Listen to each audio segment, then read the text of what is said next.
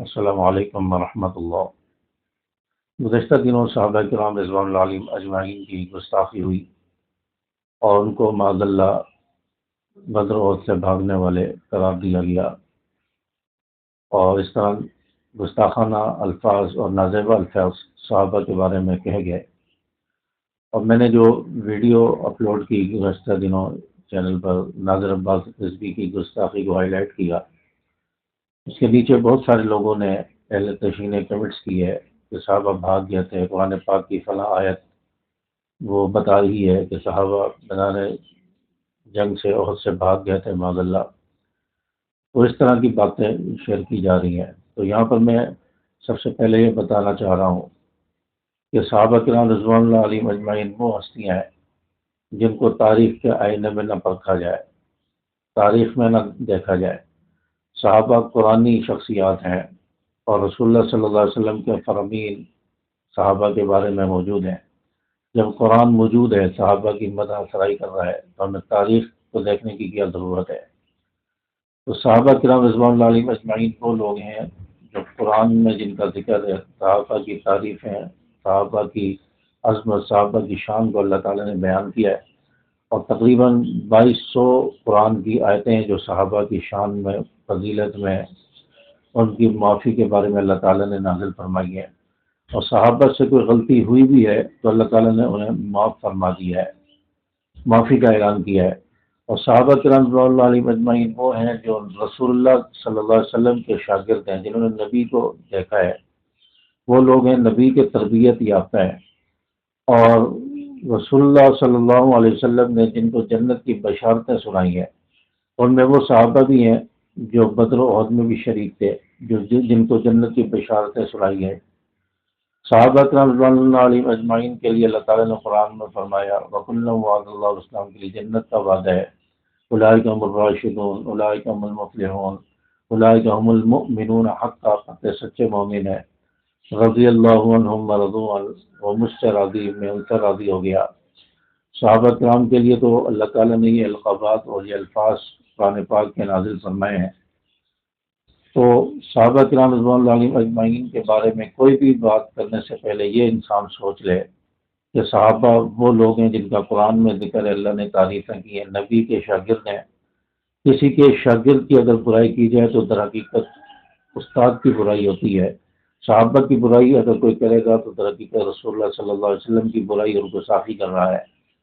تو پہلے یہ چند باتیں میں نے آپ کو اس لیے کی ہیں کہ صحابہ پر اعتراض کرنے سے پہلے یہ سوچا جائے کہ صحابہ ہیں کون۔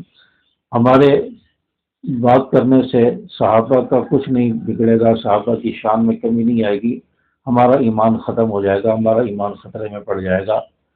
تو اس لیے بہتر یہ ہے کہ صحابہ کے بارے میں لب کشائی نہ کی جائے، جو بات ہو اس کی تحقیق کی جائے کہ بات ہے کیا۔ تو اب آتے ہیں اپنے اصل ٹاپک کی طرف۔ صحابہ کرام کے بارے میں جو کہا جاتا ہے کہ صحابہ بھاگ گئے تھے، صحابہ بدر سے احد سے بھاگ گئے تھے، اس کی حقیقت کیا ہے؟ بھاگے تھے یا نہیں بھاگے؟ اس بارے میں آج کی ویڈیو میں تھوڑی سی بات کروں گا۔ اگر بات سمجھ آ جائے تو کمنٹس میں ضرور بتائیے گا کہ آپ کی بات ہمیں سمجھ آ گئی ہے۔ لیکن صحابہ کرام رضوان اللہ علیہم اجمعین احد کے میدان میں رسول اللہ صلی اللہ علیہ وسلم کے ساتھ جہاد میں شریک ہوئے، احد کی لڑائی میں شریک ہوئے۔ رسول اللہ صلی اللہ علیہ وسلم نے تقریباً 40 کے قریب صحابہ تھے جن کو آپ صلی اللہ علیہ وسلم نے احد پہاڑ کے پاس ایک چھوٹی سی پہاڑی ہے جس کو جبل رمات بھی غالباً کہا جاتا ہے، اس پہاڑی کے اوپر آپ صلی اللہ علیہ وسلم نے 40 صحابہ کو، تیر اندازوں کو کھڑا کیا اور کہا کہ جب تک لڑائی ختم نہ ہو، جب تک لڑائی رہے، آپ نے اس جگہ سے نہیں ہلنا، آپ نے اس پوزیشن پر رہنا ہے، پہاڑ کے اوپر رہنا ہے۔ چنانچہ لڑائی ہوئی اور مقابلہ ہوا، تیر اندازوں نے بھی مقابلہ کیا، اور بالآخر دشمن شکست کھا کر بھاگ گیا۔ اس جنگ میں دشمن بھاگا تھا، دشمن شکست کھا کر بھاگ گیا، اور جو دشمن اپنا ساز و سامان، جوتے، کپڑے، اسلحہ، ہر چیز چھوڑ کر بھاگا تھا، ننگے پاؤں بھاگا تھا، ان کا ساز و سامان میدان میں بکھرا پڑا تھا۔ صحابہ اس کو جمع کرنے کے لیے لگ گئے، مال غنیمت کو جمع کرنے لگے۔ تو جو 40 تیر انداز پہاڑی کے اوپر کھڑے تھے، انہوں نے کہا کہ ہم بھی شامل ہو جاتے ہیں، ہم بھی مال غنیمت جمع کرتے ہیں۔ چنانچہ کچھ صحابہ کرام پہاڑ پر رہے اور کچھ نیچے اتر آئے، انہوں نے بھی مال غنیمت جمع کرنا شروع کیا۔ تو یہاں پر ایک صحابہ سے اجتہادی غلطی ہوئی، اور جس کے بارے میں آتا ہے کہ اجتہاد کرنے والا جو مجتہد ہوتا ہے، اگر وہ صحیح اجتہاد کرے تو اس کو 2 نیکیاں ملتی ہیں، 2 اجر ملتے ہیں۔ اگر اس کے اجتہاد میں غلطی ہو جائے تو 1 اجر، 1 نیکی ملتی ہے۔ تو صحابہ کرام سے ایک اجتہادی خطا ہو گئی۔ صحابہ کرام نے یہ سمجھا کہ نبی نے جب فرمایا تھا جب تک لڑائی ہو تو پہاڑ پر رہنا ہے، جب لڑائی ختم ہو جائے پھر اتر آنا ہے۔ تو اب لڑائی ختم ہو گئی ہے تو اب ہمارا پہاڑی پر کھڑے ہونا جو ہے اب اس کی ضرورت نہیں ہے۔ نبی کا حکم تھا کہ جب تک جنگ ہو، لڑائی ہو، پہاڑ پر رہنا ہے۔ چاچا اس اجتہادی غلطی کی وجہ سے صحابہ کچھ نیچے آ گئے، کچھ اوپر رہے۔ تو دشمن نے دیکھا کہ صحابہ تو پہاڑی سے اتر گئے ہیں، چند لوگ کھڑے ہیں، تو انہوں نے واپس پلٹ کر صحابہ پر حملہ کر دیا۔ جو پہاڑی پر لوگ تھے ان پر بھی حملہ کر دیا، ان کو شہید کیا۔ اور خالد بن ولید جو مسلمان نہیں ہوئے تھے، انہوں نے پلٹ کر دشمنوں سے کہا کہ آؤ صحابہ پر حملہ کر دیں۔ تو انہوں نے صحابہ پر حملہ کر دیا۔ اب یہ حملہ اچانک ہوا، صحابہ یہ سمجھ رہے تھے اور یہ سوچ چکے تھے کہ جنگ ختم ہو گئی، دشمن بھاگ چکا ہے۔ تو اچانک دشمن نے پیچھے سے آ کر حملہ کر دیا، اور صحابہ کرام رضوان اللہ علیہم اجمعین اچانک گھبرا گئے۔ جب حملہ ہوا تو ایک بھگدڑ سی مچ گئی۔ یہ میدان جہاد میں بھگدڑ مچ گئی۔ اس بھگدڑ کو وہ کہتے ہیں کہ بھاگ گئے تھے۔ بھاگنا الگ ہوتا ہے اور بھگدڑ مچ جانا الگ ہوتا ہے۔ بھاگ جانا کہ جنگ چھوڑ کر گھروں میں چلے گئے، واپس آ گئے، اب ہم نہیں جنگ لڑیں گے، نبی کے ساتھ نہیں رہیں گے، یہ بھاگنا ہوتا ہے۔ اور بھگدڑ مچ جائے، فی الحال افراتفری ہو جائے، اس کو بھاگنا نہیں کہتے۔ بڑا سے بڑا بہادر بھی ہو، بڑا سے بڑا ترم خان بھی ہو، اگر اس پر بھی اچانک کوئی حملہ کر دے یا یرغمال بنا لے، وہ بھی گھبرا جاتا ہے، ہوش و حواس اس کے سلامت نہیں رہتے۔ تو یہ ایک فطرتی بات ہے۔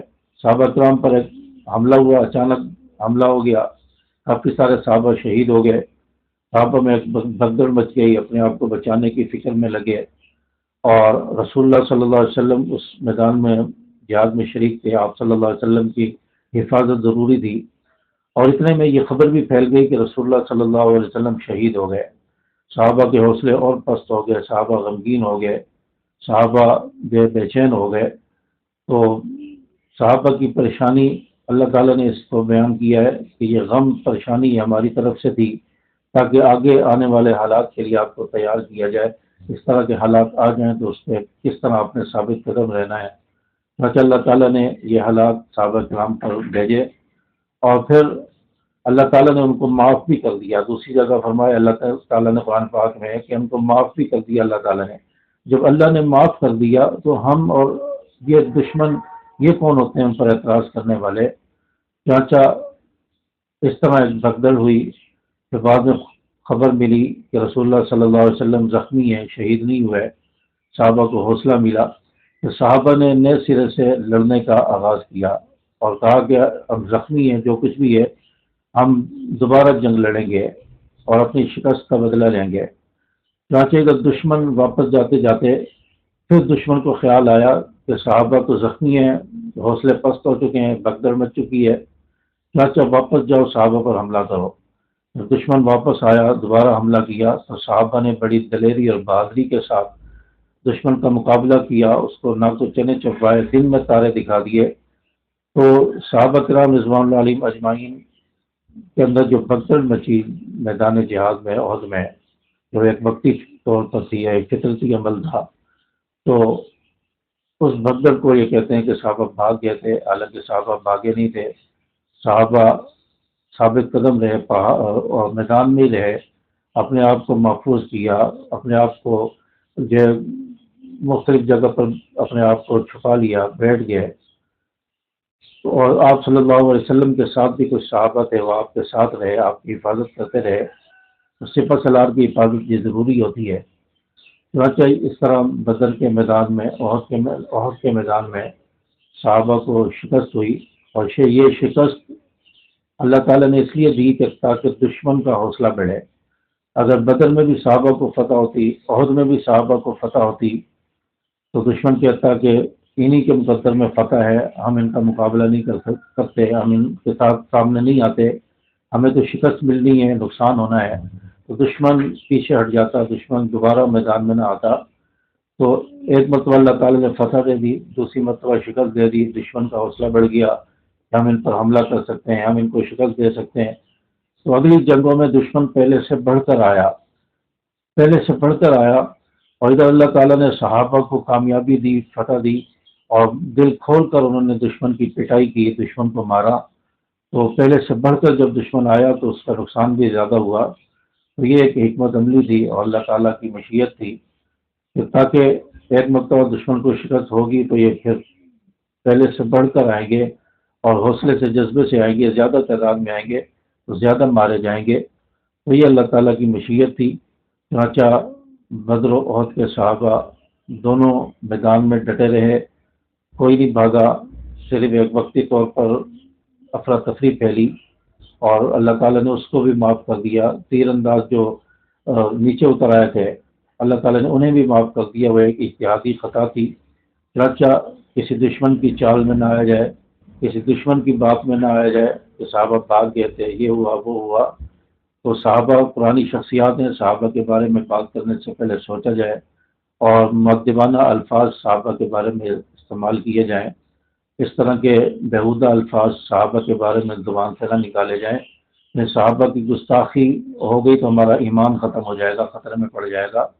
تو اس لیے جو میرے نالج میں جتنی بات تھی وہ میں نے آپ کے سامنے رکھ دی۔ اگر سمجھ آئی ہے تو کمنٹس کر کے ضرور بتا دیجیے گا، اور اس ویڈیو کو زیادہ سے زیادہ شیئر کرتے ہیں تاکہ زیادہ سے زیادہ لوگوں تک پہنچ جائے، اپنے تک محدود نہ رکھیں، زیادہ سے زیادہ لوگوں تک شیئر کرنے کی کوشش کریں۔ السلام علیکم ورحمۃ اللہ۔